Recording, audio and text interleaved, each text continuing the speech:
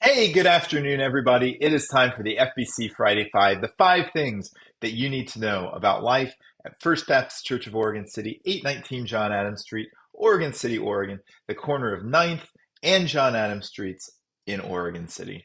So, yeah, we're here. It is a beautiful, beautiful sunny day. I think, I don't know for sure, but I think we might actually be heading into spring. I know. Next week, I was looking at the weather forecast for something that you'll find out a little bit later um, in the actual FBC Friday Five. Once we get there's, I always think of it as introduction, nonsense, and Friday Five. That's how I kind of think through this. Um, but yeah, next weekend I saw like 72. We had we had that fake spring a couple of weeks ago, and then we had like second winter. And now I think maybe, just maybe, please, please can we be moving in towards spring? So let's hope. One can only hope. So yeah, what's going on? Well, there's right now as I'm filming this, the the Hope Food Pantry is distributing food downstairs. Um, and I don't know if you heard that or not, but I just got a notification on my watch that says, "Hey, dummy, you forgot to put your watch and your phone into silent mode." So there we go. All right, now that's taken care of. So yeah, the Hope Food Pantry is distributing food. We do that every Friday from noon until 4, which is n- sometimes it's good for some people. It's not so good for others. We're waiting for the right opportunity to come along, and we have another church that wants to do an evening food pantry. And when we can do that, we will be expanding the Hope Food Pantry with another church in our neighborhood. So stay tuned. I don't know. Again, I don't have any timetable for it. There's just somebody ready, and there's a couple of conditions that have to be right. Anyway, um, at the end of last year, we were having 70, 80, 85, 90 families per week. It's kind of leveled off right now, but the need is still there. People still need food. And so, yeah, if you're ever able to help out, if you're interested, you can help out other times during the week, especially if you are an able-bodied person. Um, we will take whatever human beings who are able-bodied. We don't discriminate. And yeah, there's a big food order that we get on Mondays. There's other stuff throughout the week.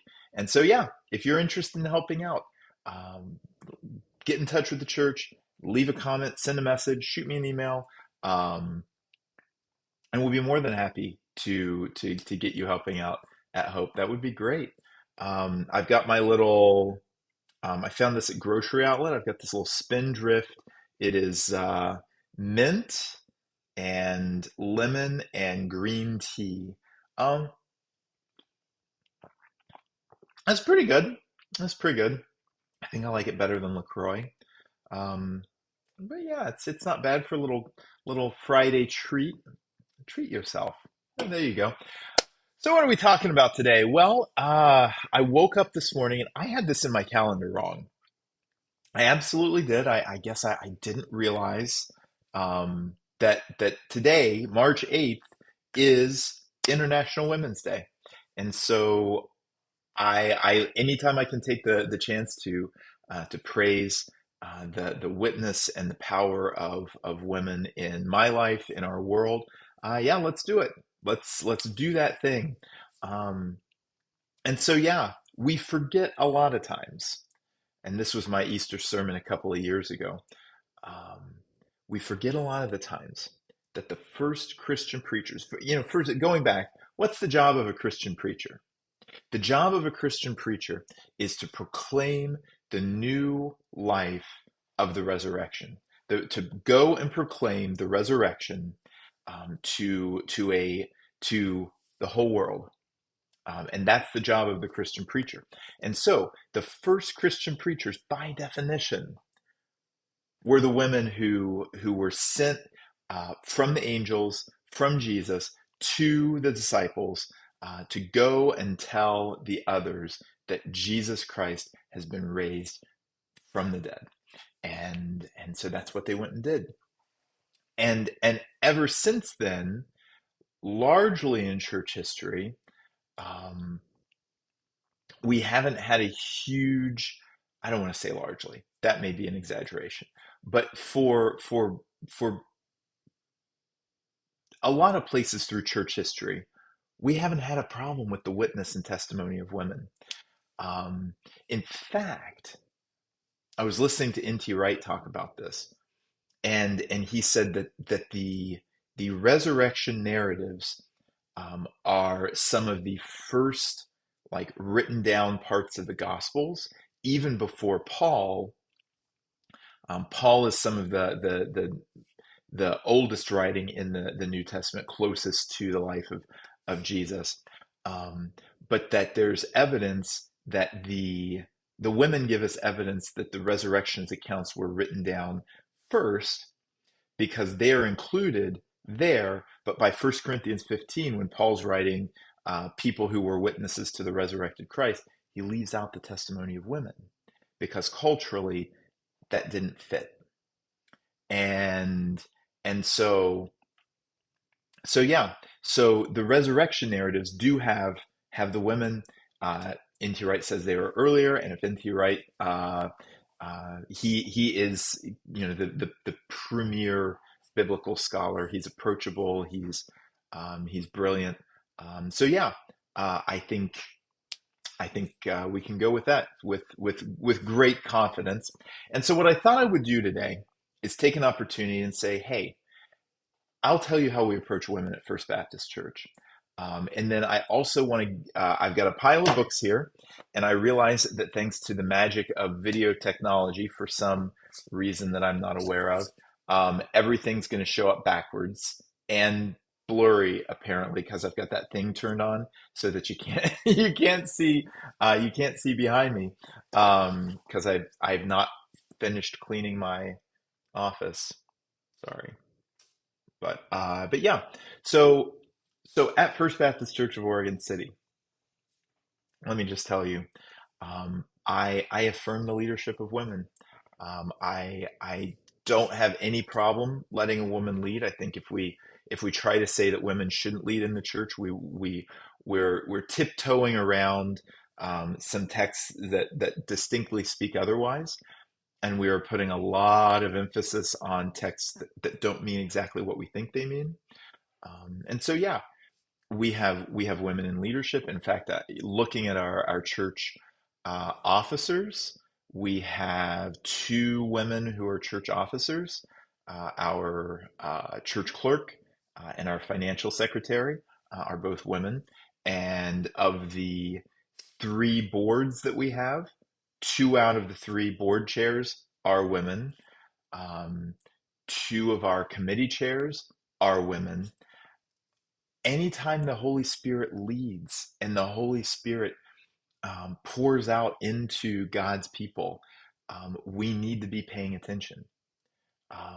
We think of the passage that we tend to read a lot at Pentecost about from Joel saying that on the day of the Lord, that when that day comes, that the Spirit will be poured out on all flesh, that sons and daughters will prophesy, that manservants and maidservants will prophesy, that young and old will have dreams and all of this, and it's a beautiful passage, and and so I don't think we can ignore the moving of the Spirit in women.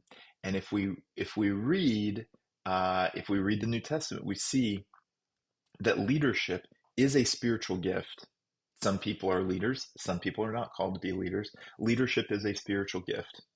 And that the Spirit doesn't deny the gift of leadership based on gender. That if the Spirit gifts women with leadership, let them lead. If the Spirit gifts women with preaching, let them preach. If the gift in the New Testament, there are female apostles. We think of Junia, who is named in um, Romans chapter 16 as an apostle.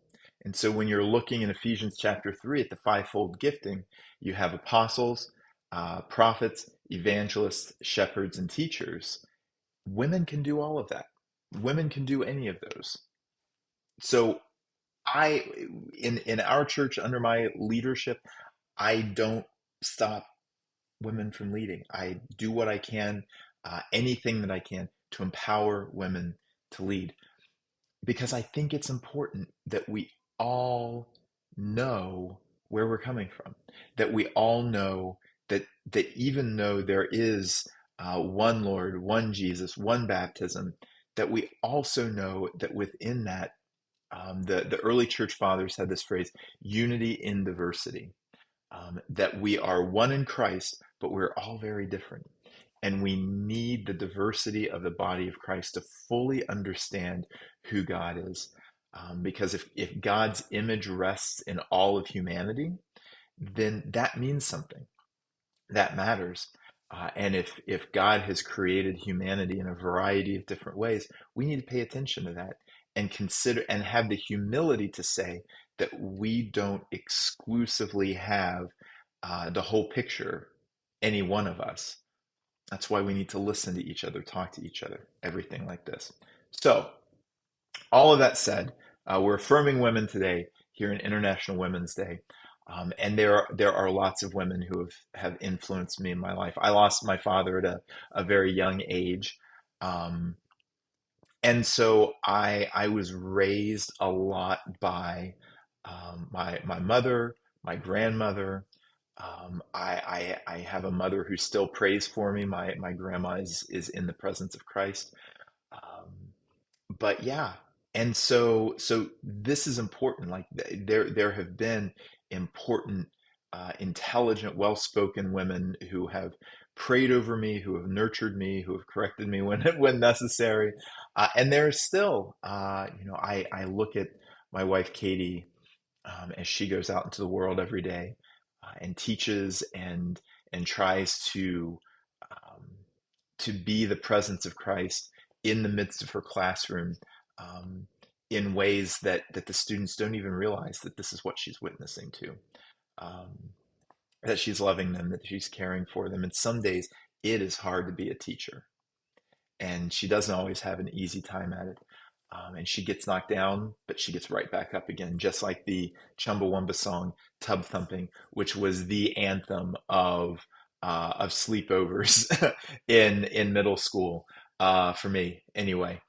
And yeah, here are all of us middle school boys uh, singing along to the song "Tub Thumping" by Chumbawamba. And if you know the song, you'll know that. There's some things that don't make sense for middle school boys to be shouting. We none of us knew what a whiskey drink or a lager drink is, but they're in the lyrics anyway. And so I think about Katie. I think about um, there are lots of women in our community. There are lots of women in our world that we can look up to, no matter what our gender, no matter what our expression is, no matter where we are, that we should look to these women and find strength and courage and power and grace and love and and advocate for the things that make them stronger, and that equip them to do their best. And we should learn from them, which is why I have this stack of books that's right here. Um, I they're in mostly alphabetical order. Um, but there's the first one is going to be very much not in alphabetical order, and that's this one. So these are all books that are written by women that have influenced me.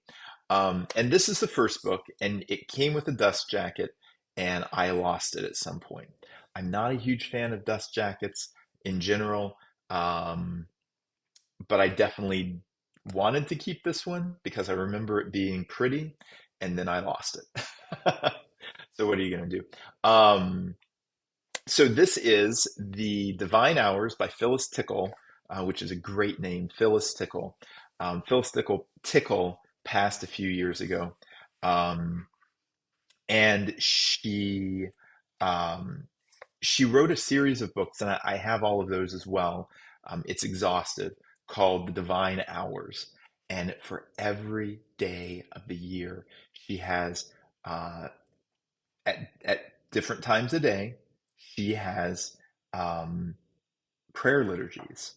And you have this book, and you stop, and you can open it up, and you can pray these prayer liturgies. It's called Praying the Hours. It's an ancient Christian practice. And so then this one, I promise you, I'm just thirsty. This isn't a Spindrift commercial. This one, the Divine Hours, this is the pocket edition, which you can see backwards right there. The Divine Hours Pocket Edition has everything that you need for all of the offices, but it's the same, like in the Divine Hours, the three book set. She has it for all the seasons. Uh, well, I think she combines spring and winter. Yeah, I think she combines spring and winter, or spring and summer. I can't remember which. But she combines two of the seasons. I can't remember which ones. But anyway, there's three books. Those have something different every day. This, every day is different, but there's only 7 days. And then there's other prayers in the back that you can use, integrate everything like this. And so if you're somebody who finds there's all these different ways to pray, and it's fascinating. It's not just, sitting in a chair, bowing your head, closing your eyes. There's all these different ways to pray. And one of the ways to pray is that people have written out their prayers. These are prayers that people have prayed. And some of this, she uses the words of scripture or Psalms to pray. Um, and so, yeah, uh, if you find meaning in that, and you are somebody who either doesn't have the patience or doesn't have the space in your life for three very thick books full of prayers, then you can get the pocket edition right here. I can't remember how much it cost, but you can find it on pals.com. The link is in the doobly-doo. That's the description. Um, yeah, I don't recommend buying. Please don't buy books from the that major website that used to just sell books and now is just ruining the United States economy. Um, please don't make Jeff Bezos any richer than he needs to be. Support PALS, support White Rabbit Books in Oregon City, support spoken word books in Gladstone. There's so many better places to buy books than Amazon, and I know people love the convenience and everything like that, but support your local economy. And White Rabbit and Spoken Word Books are both female-owned bookstores. So yeah, support your local bookstore, support your local library. Your library needs the support more than Amazon does. And you can get books like, if they don't have this at the Oregon City Library down the street from our church, you can ask. You can either use their website, you can ask a librarian, and they can have it brought in from another library to our library down the street, and then you can just go in and pick it up. It's easy. It's easy. I like it. Anyway, The Divine Hours by Phyllis Tickle. All of this will be in the description at the end with links where you can go. Powell's has easy use links. I think this book had some dust on it because my nose is getting a little stuffy.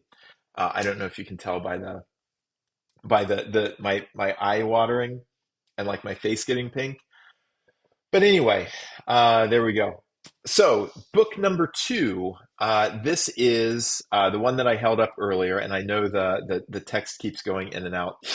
This is called, here, we'll try this. I'm Still Here by Austin Channing Brown. And I know Austin Channing Brown does not sound like a woman's name.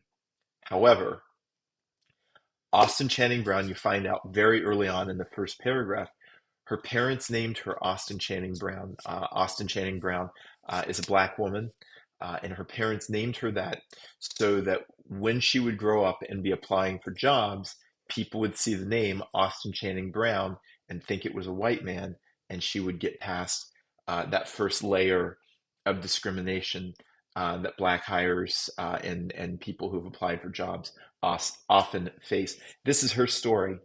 And when people tell us their deep life stories, this is sacred. It's important for us to listen and learn, especially when it's from people who are very different than us. Um, Great book. She is a fantastic storyteller. There's some difficult stuff to hear in here. She has some difficult, but some difficult things to say about the church. She is a follower of Jesus, but she's got some difficult things to say about how she's experienced life as a Black woman, especially in white spaces within the church. And so, I'm still here. Black dignity in a world made for Whiteness by Austin Channing Brown. Great book. Highly recommend. Book number 2 out of 5. We're just doing 5. We're keeping the 5 themes. The Very Good Gospel, Lisa Sharon Harper, has one of the best interpretations and the easiest way to understand what's going on in the creation story. And in the first 3, 4 chapters of this book, she will help you understand what's going on in Genesis, how it matters in its cultural context, in a way that is true to biblical scholarship, true to history, and and helps you understand it. She puts it in a very easy, and then she says, okay, if all of this is as it is, and Jesus is who he is, then what comes out of that? What shalom needs to come out of that, or what very good ways need to emerge from that? Um, can't recommend this book enough. It was a huge influence on my life. The Lisa Sharon Harper is a fantastic author, and then to have it forwarded by Walter Brueggemann, who is one of my favorite Old Testament authors, it's a treasure. The Very Good Gospel, 10 out of 10. Great book. I came late, admittedly, to the Rachel Held Evans party. Rachel Held Evans is no longer, she is in the presence of Christ. Very suddenly, very tragically, and everything that she has written, had going when she passed, has been published. Um, she published this while she was alive. This is Searching for Sunday by Rachel Held Evans. It is a call to still love the church in spite of all of the church's flaws. It is a call to the radical welcome of Christ. It is a call to recognizing that Sunday isn't always an easy day for people, but that the church has this extraordinary beauty in belonging, and she really processes that in this book. It was huge. It's fantastic. Great read. Highly recommend. Uh, Rachel Held Evans. Great read. Um, and I think if John Lindstrom and Michael Dinter were if this were live and they were watching, John would put a comment that she's been very influential for them. And then I know Michael would also say that she's your gateway to another author named Nadia Bolz-Weber, um, who is the same flavor of Lutheran as our friend Pastor John Stevens at Zion Lutheran Church. So there you go. Searching for Sunday, Rachel Held Evans. Very good book. This last one, I know I've talked about this on here before. I recommended it to somebody earlier today. Please read this book. Read it. Absorb it. Learn how to talk about the climate crisis from Dr. Catherine Hayhoe. She's a follower of Jesus. Everybody here that I've listed, they're followers of Jesus. Um, I put this list together for my audience. Um, and if you're watching this and you're not, and you want to know what the Christian perspective on things, what a Christian perspective on things is, check out some of these books. But we see the evidence of the climate crisis, and we're only seeing it in our part of North America now. We're seeing things that people who live closer to the equator have known for ages. Wild temperature shifts, either periods of distinct and intense drought, periods of intense rain that causes flooding and washes nutrients out of soil. Um, it's happening. And so, how do we have hope? How do we see this as followers of Jesus? What do we do about it when it seems like there's so much bad news? And I would love, I don't know, maybe I'll get real bold and send her a message on social media and see if she'd ever come on and talk about this and climate stuff. She's a hero of mine. I really, really, if you find a podcast with Catherine Hayhoe, if you find she has an animated YouTube series called Global Weirding, um, and I think that's great. This book is great. Please check her out. You won't regret it. Saving Us is the name of the book, a climate scientist's case for hope and healing in a divided world by Catherine Hayhoe. Again, all of the links will be in the description. But right now, it is not time to fear. It is not time to worry. It is time to move on, and it is time for the FBC Friday Five, the 5 things that you need to know about what's going on here at First Baptist Church of Oregon City, 819 John Adams Street, Oregon City, Oregon. Here we go. Thing number 1, piggybacking off of International Women's Day. Tomorrow, the 9th of March. Yes, the 9th of March. Math is fun. The 9th of March, we're having women's Bible study. Every second and fourth Saturday at 10 a.m. in the sanctuary meeting room. That's in the all the way to the front of the sanctuary. That room on the right, that's the sanctuary meeting room. Yeah, that's where they have women's Bible study. It's led by Penny Carroll. They would love to see you there. But yeah, if you're a woman and you want to study the Bible, 10 a.m. second and fourth Saturdays, which means tomorrow. Thing number 2, again, going off of International Women's Day, we're having our annual ladies' tea to honor the women of our church. And that is going to be March 16th at 2 p.m.